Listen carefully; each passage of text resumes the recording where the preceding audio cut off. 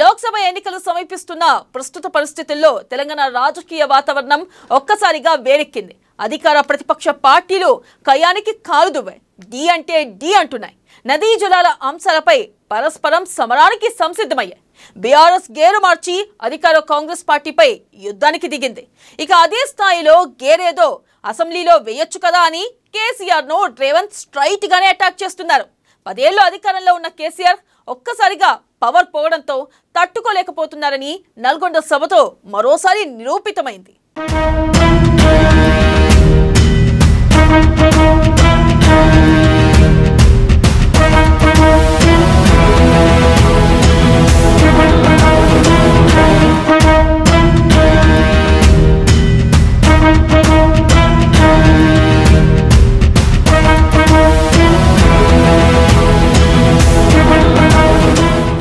తెలంగాణలో మేడిగడ్డ మంటలు.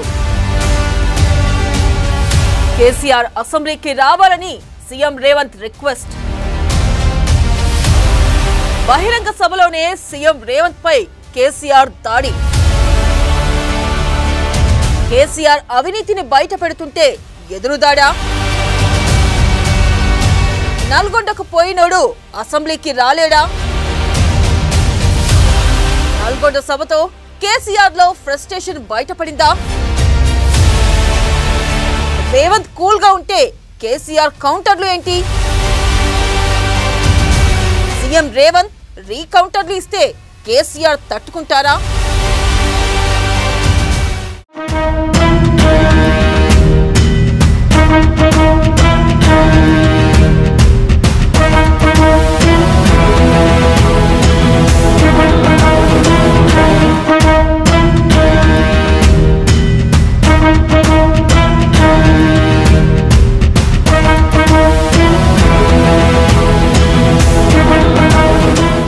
మొన్నటి అసెంబ్లీ ఎన్నికల్లో ఓటమి, తన హయాంలో జరిగిన అవినీతి అక్రమాలు బయటకు వస్తున్నాయన్న ఫ్రస్ట్రేషన్ కేసీఆర్ లో పేరుకుపోయినట్లుంది. అందుకనే నల్గొండలో జరిగిన భారీ బహిరంగ సభలో ప్రభుత్వాన్ని పట్టుకొని నోటికొచ్చినట్లు మాట్లాడారు. ప్రభుత్వ పెద్దలను పట్టుకొని అరేయ్ ఓరేయ్ ఏం పీకుతారు అనే పదాలు వాడారు. 10 ఏళ్లు ముఖ్యమంత్రిగా పనిచేసిన కేసీఆర్ నుండి ఇలాంటి భాషను జనాలు ఆశించలేదు. మేడిగడ్డకు పోయి ఏం పీకుతారంటూ రేవంత్ రెడ్డి అనుకోను కేసీఆర్ నిలదీయడమే ఆశ్చర్యంగా ఉంది.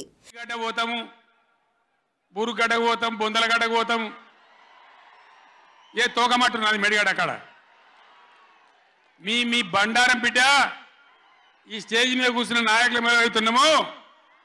ఈ అసెంబ్లీ అయిపోయిన తర్వాత మేము కూడా అడిగి పోతాం, మీ చరిత్ర మొత్తం ఎండగడతాం. ఓ లంగ చేత పెట్టి పోయిన ప్రభుత్వాన్ని బదనాం చేయాలి, బట్టగాల్చి మీదేయాలని మేము మేడిగడ్డ పోతాం. ఏం బిక్తాం మేడిగడ్డ అక్కడ పోయి? ఎందుకు పోతున్నాం మేడిగడ్డకు? దమ్ముంటే నీళ్ళు ఎత్తిపోయి, నీళ్ళున్నాయి కాబట్టి డ్యామ్ పెట్టి కూడా నీళ్ళు ఎత్తిపోయచ్చు. రైతుల ఈ కేసీఆర్ని బదనాం చేయాలని ఒక దుష్టబుద్ధి పెట్టుకొని రైతుల పొలాలను కొడతారా? ఇలా బంధు పెట్టిన మైబాద్కు నీళ్ళు వస్తలేవు, డోర్నగర్కు నీళ్ళు వస్తలేవు, సూర్యాపేటకు తుంగతుర్తికి మునిపొచ్చిన నీళ్ళు వస్తలేవు, తగ్గిపోతున్నాయి. ఇదా మీ రాజకీయం? మీ చిల్లర రాజకీయం. కేసీఆర్ హయాంలో మేడిగడ్డ బ్యారేజ్ లో జరిగిన అవినీతి, నాసిరకం నిర్మాణాలను అందరికీ చూపించేందుకే రేవంత్ ఎమ్మెల్యేలు, ఎమ్మెల్సీలందరినీ బ్యారేజ్కి తీసుకెళ్లారు. కేసీఆర్ హయాంలో ఎవరిని బ్యారేజ్ చుట్టుపక్కలకు కూడా అనుమతించలేదు. అలాంటిది ఇప్పుడు స్వయంగా రేవంతే అందరినీ వెంట పెట్టుకుని పోవడాన్ని కేసీఆర్ తట్టుకోలేకపోతున్నారు. లేకపోతే బ్యారేజ్లోని అన్ని పిల్లర్లలో 1-2 కుంగిపోతే ఏమవుతుందని కేసీఆర్ ప్రశ్నించడమే ఆశ్చర్యంగా ఉంది. అసలు బ్యారేజ్ పిల్లర్లు ఎందుకు కుంగాలని జనాలు నిలదీస్తున్నారు. ఉంటే అందులో 250 పిల్లర్లు ఉంటాయి, 250, 300 ఉంటాయి. కాళేశ్వరం ప్రాజెక్ట్ అంటే ఒక ఆట బొమ్మ కాదు. 3 బ్యారేజీలు ఉంటాయి గోదావరి మీద, 200 కిలోమీటర్ల టన్నెల్స్ ఉంటాయి, 1500 కిలోమీటర్ల కాలువ ఉంటుంది, ఒక 19 సబ్స్టేషన్లు ఉంటాయి, ఒక 20 రిజర్వాయర్లు ఉంటాయి. ఇదంతా కాళేశ్వరం ప్రాజెక్ట్ కాదట. ఒక 2-3 పిల్లర్లు కుంగిపోయినాయి. ఎన్నిసార్లు కుంగిపోలే? నాగార్జున సార్లు కుంగిపోలేదా? కడెం ప్రాజెక్టు గేట్లు కొట్టుకపోలేదా? మొన్నటిదాకా మూసీ ప్రాజెక్టు గేట్లు చక్కగా ఉండేదా? కొట్టుకపోలేదా? ఏదైనా పోతే సదరాలు దాన్ని మంచిగా చేయాలి, తొందరగా మంచిగా చేసి రైతులకు నీళ్ళు ఇవ్వాలి. కానీ మేము మేడిగడ్డకు పోతాం, బొందలగడ్డకు పోతాం, ఇదా రాజకీయమా? ఇది తెలివి అనిపించుకుంటుందా? ఇవి కాదు కావాల్సింది, రాష్ట్రానికి ప్రజలకు కావాల్సింది. ఓ లోడొచ్చు, వాళ్ళు గెలవచ్చు, ఎవరికి శాశ్వతం కాదు. మళ్ళా డబల్ స్పీడ్తో మేము అధికారంలోకి వస్తాం. అయితే మేడిగడ్డ బ్యారేజ్ కట్టింది ప్రజాధనంతోనే అన్న విషయం కేసీఆర్ మర్చిపోయినట్లున్నారు. ప్రజాధనంతో కట్టిన బ్యారేజ్ 7 పిల్లర్లు కుంగిపోతే ఇక నిర్మాణం గట్టిగా ఉంటుందని ఎవరైనా ఎలా అనుకుంటారు? రేపు 4 రోజులు భారీ వర్షాలు కురిసినప్పుడు నీళ్లు వదిలేస్తే ఆ బరువుకి మరిన్ని పిల్లర్లు కుంగిపోయి డ్యాం దెబ్బతినేస్తే బాధ్యత ఎవరిది? నదులపై అవగాహన లేదని తనను అడిగితే అన్ని వివరిస్తానని బహిరంగ సభలో చెప్పిన కేసీఆర్ మరి అసెంబ్లీకి ఎందుకు హాజరు కాలేదు అనే అనుమానాలు అందరిలో మెదులుతున్నాయి. నదుల నీళ్ళ మీద నీకు అవగాహన లేదు, నన్ను అడగనట్టు నేను చెప్పు కదా. అడిగే సంస్కారం ఉంటుందా, తెలివి ఉంటుందా?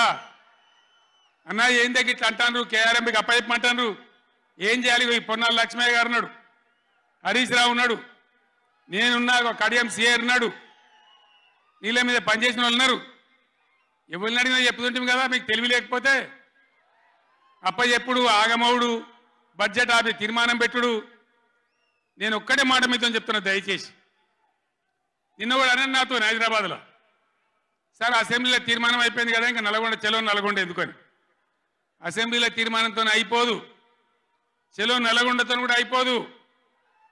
దయచేసి ఎప్పటికప్పుడు కృష్ణా నదిలో బ్రిజేష్ ట్రిబ్యునల్లో మన వాటా తేలే వరకు, న్యాయమైన వాటా తేలే వరకు, మన నీళ్ళ హక్కులు మనకు దక్కే వరకు ప్రతి సందర్భంలో ఈ 5 జిల్లాల ప్రజలు, కృష్ణా పరివాహక ప్రాంతంలో ఉన్న 5 జిల్లాల ప్రజలు ఎప్పటికప్పుడు మనం పోరాడడానికి సిద్ధంగా ఉండాలి. నల్గొండ బహిరంగ సభలో చెప్పిన విషయాలనే కేసీఆర్ అసెంబ్లీలో చెప్పవచ్చు కదా. అసెంబ్లీకి హాజరు కావడం ఇష్టం లేని కేసీఆర్ బహిరంగ సభలో మాత్రం ప్రభుత్వాన్ని నోటికొచ్చినట్లు మాట్లాడారు. ఒకవైపు తనను అసెంబ్లీకి రావాలని రేవంత్ పదే విజ్ఞప్తి చేస్తున్నా కేసీఆర్ మాత్రం పట్టించుకోవడం లేదు. అసెంబ్లీ సమావేశాలు అయిపోయాక బీఆర్ఎస్ వాళ్ళు కూడా మేడిగడ్డకు వెళతామని కేసీఆర్ చెప్పారు. వెళ్ళి ఏం చేస్తారు? తాను నిర్మించిన నాసిరక నిర్మాణాన్ని చూస్తారా, లేకపోతే దానికి కాంగ్రెస్ ప్రభుత్వమే కారణమని వితండా వాదం మొదలు పెడతారా? మొత్తానికి కేసీఆర్లో ఫ్రస్ట్రేషన్ బహిరంగ సభలో బయటపడిందన్నది వాస్తవం.